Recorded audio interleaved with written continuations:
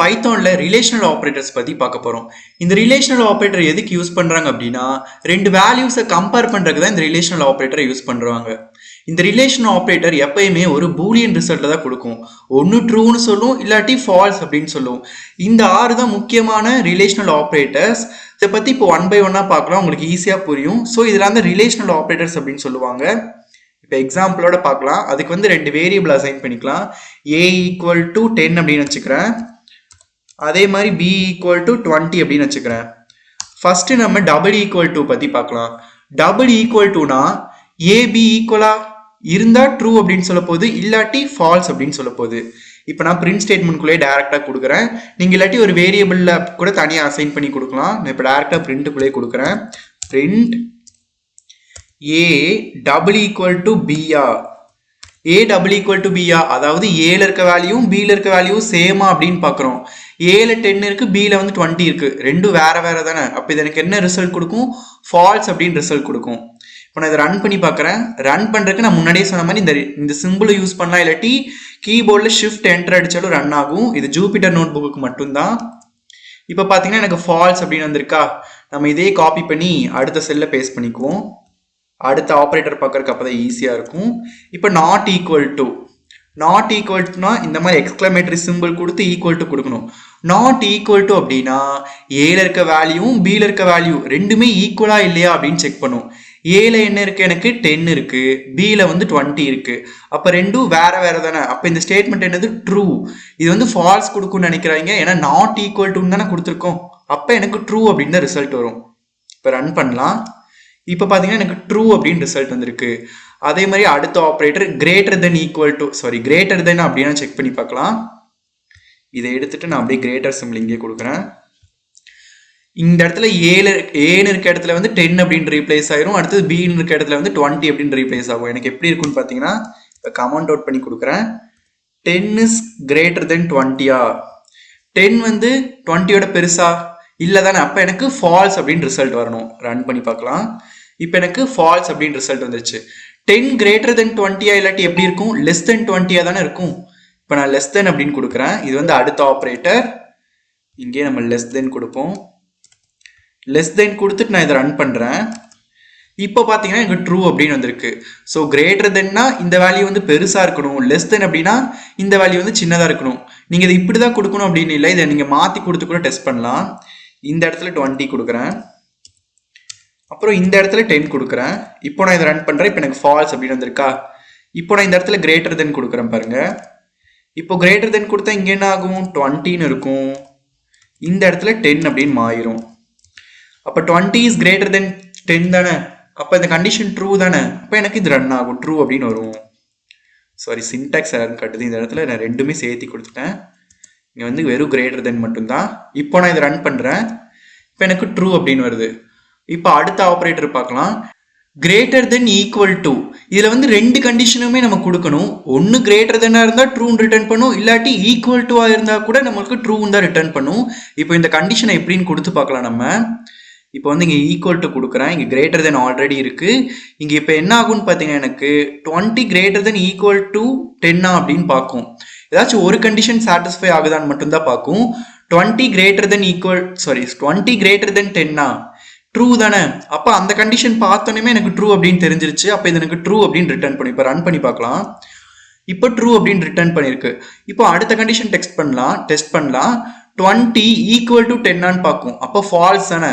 அப்போ ஒரு கண்டிஷன் ட்ரூவாக இருந்தாலும் எனக்கு ட்ரூன்னு தான் இந்த கண்டிஷன் ரிட்டர்ன் பண்ணுது. அதே மாதிரி லெஸ் தென் ஈக்குவல் டு பார்க்கலாம். இப்போ இங்கே மாத்திரம் நம்ம கிரேட்டர் தென் ஈக்குவல் டு எடுத்து லெஸ் தென் ஈக்குவல் டு கொடுக்குறேன். இப்போ நான் இதை ரன் பண்ண எனக்கு ஃபால்ஸ் அப்படின்னு வரும். ஏன் சொல்கிறேன்னு பார்த்தீங்கன்னா, 20 less then equal to 10. First 20 less than 10 அப்படின்னு செக் பண்ணும்.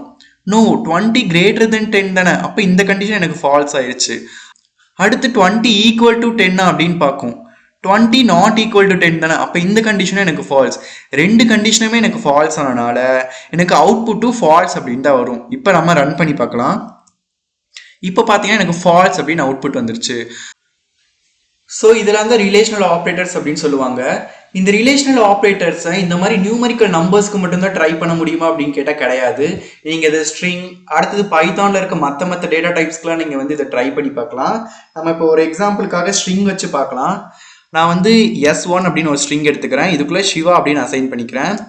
சிவா ஸ்ட்ரிங் அப்படின்னா டபுள் கோட்ஸ்குள்ளே சரௌண்ட் ஆகிருக்கும், இல்லாட்டி சிங்கிள் கோட்ஸ்குள்ளே சரௌண்ட் ஆகிருக்கும். S2 இஸ் ஈக்குவல் டு இன்னொரு பேர் கார்த்திக் அப்படின்னு கொடுத்துக்கிறேன். இப்போ இந்த ரெண்டு வேல்யூ ஈக்குவல் டு 1 செக் பண்ண போகிறேன். ஈக்குவல் டு 1 செக் பண்ணுறதுக்கு நம்ம என்ன ஆப்ரேட்டர் பார்த்தோம்? இந்த டபுள் ஈக்குவல் டு, ரெண்டு ஈக்குவல் டு போட்டு இது ரெண்டு ஈக்குவலான்னு செக் பண்ண போகிறோம். பிரிண்ட் S1 ஈக்குவல் டு S2வா? இது டபுள் ஈக்குவல் டு நம்ம கொடுக்கணும் இல்லையா? இது வந்து கம்பேரிசன் ஆப்ரேட்டர் அப்படின்னு சொல்லுவாங்க. இது ரெண்டையும் கம்பேர் பண்ணி பார்க்கும், ரெண்டும் ஒரே மாதிரி இருக்கா, இல்லைன்னா எனக்கு ஃபால்ஸ் அப்படின்னு ரிட்டர்ன் பண்ண போகுது. இப்போ நான் ரன் பண்ணுறேன், எனக்கு ஃபால்ஸ் அப்படின்னு வந்துருச்சு. இதே மாதிரி நம்ம நாட் ஈக்குவல் டுவும் ட்ரை பண்ணி பார்க்கலாம். இப்போ எனக்கு ட்ரூன்னு கொடுக்கணும், எனக்கு ட்ரூன்னு வந்துருச்சு. இதே மாதிரி நீங்கள் பேலன்ஸ் இருக்க ரிலேஷனல் ஆப்ரேட்டர்ஸ் வச்சு டிஃப்ரெண்ட் இன்புட் கொடுத்து டெஸ்ட் பண்ணி பாருங்க, எல்லா ஆப்ரேட்டர்ஸையும் கரெக்டாக எக்ஸிக்யூட் ஆகுதான்னு. ஸ்ட்ரிங் மட்டும் கொடுக்காதீங்க, மற்ற டேட்டா டைப்ஸ்லாம் கொடுத்து பாருங்க கரெக்டாக எக்ஸிக்யூட் ஆகுதான்னு. இதெல்லாம் தான் ரிலேஷனல் ஆப்ரேட்டர்ஸ் அப்படின்னு சொல்லுவாங்க. அடுத்தது எல்ஸ் இஃப் பற்றி பார்க்கலாம். இந்த ரிலேஷனல் ஆப்ரேட்டர்ஸை ஏன் முன்னாடியே சொல்லி கொடுத்தேன் அப்படின்னு பார்த்தீங்கன்னா, இந்த எல்ஸ் இஃப் கான்செப்டை நடத்துறதுக்கு அப்போ தான் ஈஸியாக இருக்கும். அதனால தான் இந்த ரிலேஷனல் ஆப்ரேட்டர்ஸை முன்னாடியே சொல்லி கொடுத்தேன். போன இதில் இஃப் எல்ஸ் பற்றி பார்த்துருந்தோம். இந்த ரிலேஷனல் ஆப்ரேட்டர்ஸ்லாம் பார்க்கறதுக்கு முன்னாடி அதை பற்றி ஒரு குட்டி ரீகேப் பார்த்துட்டு வரலாம். அப்போ தான் இந்த எல்ஸ் இஃப் அப்படிங்கிறது உங்களுக்கு இன்னும் ஈஸியாக புரியும். இதோ இங்கே இருக்கு இஃப் எல்ஸ். இஃப் கண்டிஷன், அந்த கண்டிஷன் ட்ரூவாக இருந்தால் மட்டும் இந்த பிளாக்குள்ளே இருக்க கோட் எல்லாமே எக்ஸிக்யூட் ஆகும். இல்லாட்டி டிஃபால்ட்டாக எனக்கு எல்ஸ் பிளாக்குள்ளே இருக்கிறத எக்ஸிக்யூட் ஆகும் அப்படின்னு பார்த்தோமா? இங்கே ஒரு எக்ஸாம்பிள் வச்சு கூட பார்த்தோம். மழை பெஞ்சா எனக்கு வந்து கொடை எடுத்துக்கோ அப்படின்னு சொல்கிறோம். பேர் அப்படின்னா கொடை வேணாம் அப்படின்னு சொல்கிறோம். இங்கே ஃபால்ஸ் அப்படின்னு அசைன் பண்ணியிருக்கோமா, ரெயின் ஈக்குவல் டு ஃபால்ஸ். அப்போ இந்த கண்டிஷன் வந்து ஃபால்ஸாக இருக்கும். இஃப் ஃபால்ஸ், கண்டிஷன் ட்ரூவாக இருந்தால் மட்டும்தான் எனக்கு வந்து இந்த கோட் பிளாக்குள்ளேயே போகும். இங்கே எப்படி இருக்குன்னு பார்த்தீங்கன்னா, இஃப் ரெயின் அப்படிங்கிறத ரீப்ளேஸ் பண்ணிட்டு இங்கே ரெயின் ஈக்குவல் டு ஃபால்ஸ் அப்படின்னு வச்சிருக்கோம் இல்லையா, இங்கே வந்து ஃபால்ஸ் அப்படின்னு ரீப்ளேஸ் ஆயிரும். இங்கே வந்து ஃபால்ஸ் அப்படின்னு ரீப்ளேஸ் ஆயிடுச்சு அப்படின்னா இந்த கண்டிஷன் ஆட்டோமேட்டிக்காக ஃபுல்லாக ஃபால்ஸ் ஆயிரும். டேரெக்டாக அது வந்து டிஃபால்ட் பிளாக்கான எல்ஸை வந்து எக்ஸிக்யூட் பண்ணிடும். இப்போ இதே மாதிரி தான் எல்ஸ் இஃப். ஆனால் எல்ஸ் இஃப் அப்படிங்கிறது இஃப் அப்படிங்கிற கண்டிஷன் ஃபால்ஸ் ஆயிடுச்சா, நான் அடுத்து ஒரு சில கண்டிஷன்ஸ்லாம் கொடுக்குறேன், அதையும் செக் பண்ணிக்கோ, அது ட்ரூவாக இருந்தால் அதை எக்ஸிக்யூட் பண்ணிடு, டேரெக்டாக எல்ஸ்குள்ளே போயிடாது அப்படின்னு ஸ்பெசிஃபை பண்ணி கொடுக்கறதுக்கு தான் இந்த எல்ஸ் இஃப். இதை வந்து பேருக்கு வேணால் எல்ஸ் இஃப் அப்படின்னு சொல்லலாம். ஆனால் பைத்தானில் இதை எல் இஃப் அப்படிங்கிற கீவேர்டு வச்சு தான் யூஸ் பண்ணுவாங்க. இதோட கீவேர்டு என்னது? Elif, ELIF. இப்போ இதோட சின்டாக்ஸ் பற்றி பார்க்கலாம். இதுதான் வந்து எலிஃபோட சின்டாக்ஸ். இஃப் கண்டிஷன், அந்த கண்டிஷன் ட்ரூவாக இருந்தால் எனக்கு இந்த பிளாக்கே எக்ஸிக்யூட் பண்ணிடு, வேற பிளாக்குள்ளெல்லாம் போகாத. அடுத்தது எல்ஸ் இஃப் அப்படிங்கிறது, இப்போ இஃப் அப்படிங்கிற கண்டிஷன் வந்து எனக்கு ஃபால்ஸ் ஆயிடுச்சு, அதாவது இந்த கண்டிஷன் 1 வந்து எனக்கு ஃபெயில் ஆயிடுச்சு அப்படின்னா இந்த பிளாக்ல இருந்து குதிச்சு அடுத்து எல்ஸ் இஃப்குள்ள வரும். இந்த எல்ஸ் இஃப்குள்ள என்ன கண்டிஷன் கொடுத்துருக்கோமோ அதை செக் பண்ணி பார்க்கும். அந்த கண்டிஷன் ட்ரூவா, அப்போ எனக்கு இந்த செகண்ட் பிளாக்கை எக்ஸிக்யூட் பண்ணும், இந்த எல்ஸ்குள்ளவே போகாது. அடுத்தது இப்போ இந்த ரெண்டு கண்டிஷனுமே எனக்கு ஃபால்ஸ் ஆயிடுச்சு, இப்போ எனக்கு வேற வழியே இல்லை, இந்த டிஃபால்ட் பிளாக்கான எல்ஸை எக்ஸிக்யூட் பண்ணிருன்னு சொல்கிறோம். இதுதான் எல்ஸ் இஃப் அப்படின்னு சொல்லுவாங்க. இப்போ இங்கே எலிஃப் அப்படிங்கிற ஒரு கண்டிஷன் கொடுக்குறோம் இல்லையா, இது ஒரு கண்டிஷன் தான் ஸ்பெசிஃபை பண்ணி கொடுக்கணுமா அப்படின்னு கேட்டால் கிடையாது. நீங்கள் n நம்பர் ஆஃப் எலிஃப் வந்து கொடுத்துக்கலாம். ஒரு எலிஃப் தான் இருக்கணும்னு அவசியம் இல்லை, எவ்வளோ எலிஃப் வேணால் அதில் எடுத்துக்கலாம். இப்போ ஒரு எக்ஸாம்பிள் வச்சு பார்க்கலாம், உங்களுக்கு இன்னும் ஈஸியாக புரியும். இதுக்கு ஒரு ரியல் டைம் எக்ஸாம்பிளே எடுத்துக்கலாம். ஏஜ் அப்படிங்கிற கான்செப்ட் வச்சு உங்களுக்கு இந்த எல்ஸ் இஃப் அப்படிங்கிறத ஈஸியாக எக்ஸ்பிளைன் பண்ணுறேன், புரியும். இப்போ ஏஜ் ஈக்குவல் டு ஒரு இன்புட் வாங்குற மாதிரி வச்சுக்கலாம். யூசர் கிட்ட இருந்து input of enter your age அப்படின்னு வச்சுக்கிறேன். இப்போ வந்து இது ஒரு ஸ்ட்ரிங் இன்புட்டை தானே கொடுக்கும். இன்புட் அப்படின்னு வச்சாலே நம்மளுக்கு ஒரு ஸ்ட்ரிங் இன்புட்டை தான் கொடுக்கும். இப்போ அதை வந்து இன்ட்டா மாற்றி நான் அந்த ஏஜ் அப்படிங்கிற வேரியபிளில் ஸ்டோர் பண்ணி வச்சுக்கிறேன். 2 ப்ராக்கெட் ஓப்பன் பண்ணியிருக்கோம், 2 ப்ராக்கெட்டை க்ளோஸ் பண்ணியிருக்கோம். இதை கரெக்டாக வெரிஃபை பண்ணிக்கோங்க, இல்லாட்டி நம்மளுக்கு அவுட்புட் கரெக்டாக வராது. இப்போ நம்ம கண்டிஷன் கொடுக்கலாம். If age is less than 13, என்னோட ஏஜ் வந்து 13 வயசு கீழே இருந்தா நீ ஒரு குட்டி பையன் அப்படின்னு சொல்லணும். பிரிண்ட் டபுள் கோட்ஸ்குள்ள நீ ஒரு குட்டி பையன் இப்போ இந்த டபுள் கோட்ஸ் வந்து க்ளோஸ் பண்ணிடலாம். அடுத்து நான் என்டர் அடித்து எல்ஸ் இஃப் அப்படிங்கிற ஒரு கண்டிஷன் கொடுக்குறேன். எல் இஃப் இதுதான் கீவேர்டு. எல்ஸ் இஃப் கொடுக்குறக்கு else if age less than 20, age 13 கீழே இருந்தால் நீ ஒரு குட்டி பையன் அப்படின்னு சொல்கிறோம். இதே ஏஜ் வந்து 20 கீழே இருந்தா நீ ஒரு அடல்ட் அப்படின்னு சொல்லணும், இல்லாட்டி நீ ஒரு டீனேஜ் பையன் அப்படின்னு சொல்லணும். பிரிண்ட் இது தங்கிலீஷ்லேயே கொடுக்குறேன். You are in teen zone அப்படின்னு வச்சுக்கலாமா? You are in teen zone. இப்போ இது எல்ஸ் இஃப் கொடுத்தாச்சு. இப்போ இந்த கண்டிஷன் ட்ரூவா இல்லாட்டி இந்த கண்டிஷன் செக் பண்ணும். ஏஜ் வந்து 13 கீழே இல்லையா, சரி நான் அடுத்த கண்டிஷனை வந்து பார்க்குறேன். ஏஜ் வந்து 20க்குள்ளே இருக்கா, அதாவது 0லேருந்து 20க்குள்ளே இருக்கான்னு பார்க்கும். அப்போ எனக்கு கண்டிஷன் ட்ரூவாக இருந்தால் you are in teen zone அப்படிங்கிறது எனக்கு எக்ஸிக்யூட் ஆகும். இதே மாதிரி எல்ஸ்க்கு கொடுத்துடலாம். எல்ஸ் கோலன் இதுக்குள்ள ஒரு பிரிண்ட் ஸ்டேட்மெண்ட். இது வந்து டிஃபால்ட் ஸ்டேட்மெண்ட் அப்படின்னு சொல்லுவாங்க. இஃப் எல்ஸ் எல்ஸ் இஃப் இது எக்ஸிக்யூட் ஆகலாட்டி எனக்கு டைரெக்டாக எல்ஸ்குள்ளே வந்துடும். இப்போ நம்ம இதுக்குள்ளேயே ஒரு ஸ்டேட்மெண்ட் கொடுக்கணும். இதுக்குள்ளே என்ன ஸ்டேட்மெண்ட் கொடுக்கலாம்? பாய் அப்படின்னு கொடுக்கலாம். Boy I don't know my age. I don't know my age. I don't know my age அப்படின்னு கொடுத்தாச்சு. இப்போ நான் இதை ரன் பண்ணுறேன். என்கிட்ட இருந்து ஒரு ஏஜ் அப்படிங்கிற இன்புட் வாங்கணும். வாங்குதான்னு பார்க்கலாம். என்டர் யுவர் ஏஜ் அப்படின்னு கேட்குது. நான் இதுக்குள்ள வந்து 2 அப்படின்னு கொடுக்குறேன். நீ ஒரு குட்டி பையன் அப்படின்னு வருதா? அப்போ இந்த கண்டிஷன் எனக்கு வந்து ட்ரூவாக இருக்குது. இங்கே என்ன ரீப்ளேஸ் ஆயிருக்கு? ஏஜுக்கு பதிலாக 2 இஸ் லெஸ் தென் 13. அப்போ இந்த கண்டிஷன் வந்து எனக்கு ட்ரூ அப்படின்னு ரீப்ளேஸ் ஆயிருக்கும். நீ ஒரு குட்டி பையன் அப்படின்னு பிரிண்ட் ஆகுது.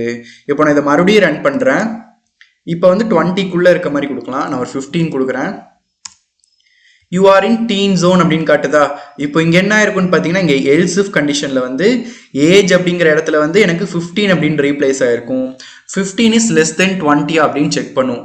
ஆமாம் தானே, கண்டிஷன் ட்ரூ தானே. இப்போ you are in teen zone அப்படின்னு பிரிண்ட் பண்ணியிருக்கு. இப்போ நான் வந்து வேற ஏதாச்சும் இன்புட் கொடுக்குறேன். இதை தாண்டி கொடுக்குறேன் பாருங்க, 20 தாண்டி கொடுக்குறேன். 50 அப்படின்னு கொடுக்குறேன். Boy I don't know my age அப்படின்னு பிரிண்ட் ஆயிருக்கு. இதே மாதிரி இங்கே நிறைய வந்து இஃப் எல்ஸ் ஸ்டேட்மெண்ட் கொடுக்கலாம். இப்போ இதவே காப்பி பண்ணி பேஸ்ட் பண்ணிக்கிறேன். இதவே காப்பி பண்ணி நான் கீழே வந்து இங்கே பேஸ்ட் பண்ணிடுறேன்.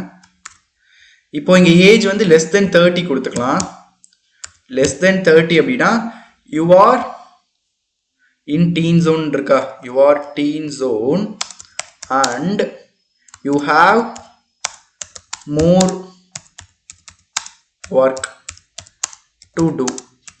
இப்போ நான் இதை ரன் பண்ணுறேன். நான் வந்து ஏஜ் வந்து ஒரு 22 அப்படின்னு கொடுக்குறேன். எனக்கு இது பிரிண்ட் ஆகணும். இப்போ இந்த கண்டிஷனை தான் ஃபஸ்ட்டு செக் பண்ணும். அது ட்ரூவா இல்லாட்டி இங்கே வரும். அடுத்து இந்த கண்டிஷனும் ட்ரூவா இல்லாட்டி இங்கே வரும். இந்த கண்டிஷனும் ட்ரூவா இல்லைனா மட்டும்தான் எல்ஸ்குள்ளே போகும். இப்போ 22ன்னு கொடுத்துருக்கேன். எனக்கு என்ன பிரிண்ட் ஆகுதுன்னு பார்க்கலாம். சாரி, இப்போ ரன் பண்ணுறேன். You are in teen zone and you have more work to do அப்படின்னு பிரிண்ட் ஆயிருக்கு. எனக்கு இப்போ எந்த ஸ்டேட்மெண்ட் பிரிண்ட் ஆயிருக்கு? இங்கே இருக்கிறது பிரிண்ட் ஆயிருக்கு. ஃபர்ஸ்ட் இதை செக் பண்ணும். இஃபை செக் பண்ணும். 22 இஸ் லெஸ் தென் 13 இல்லை கிரேட்டர் தென் 13. அப்போ இது வந்து ஃபால்ஸ். நான் அடுத்த இதுக்கு போகிறேன் அப்படின்னு இங்கே வந்துடும். Else if age is less than 20, அதாவது 22 இஸ் லெஸ் தென் 20 அப்படின்னு பார்க்கும். கிடையாது. அப்போ நான் இதை தாண்டி போகிறேன் அப்படின்னு சொல்லிட்டு இந்த எல்ஸ் இஃப்க்கு வந்துடும். இங்கே வந்து செக் பண்ணும். 22 இஸ் லெஸ் தென் 30 அப்படின்னு பார்க்கும். ஆமாம், ட்ரூ தானே. அதாவது you are in teen zone அப்படிங்கிற இந்த ஸ்டேட்மெண்ட்டை எக்ஸிக்யூட் பண்ணிட்டு அது வந்து ரிட்டர்ன் ஆயிரும். இந்த மாதிரி தான் எல்ஸ் இஃப் வச்சு நீங்கள் ஒரு கண்டிஷனை பேஸ் பண்ணி பெர்ஃபார்ம் பண்ணணும். இங்கே வந்து 2 தான் கொடுத்துருக்கேன். நீங்கள் இதே மாதிரி 10 எல்ஸ் இஃப் கொடுத்து செக் பண்ணி பாருங்கள். அப்போ தான் உங்களுக்கு இன்னும் ஈஸியாக புரியும்.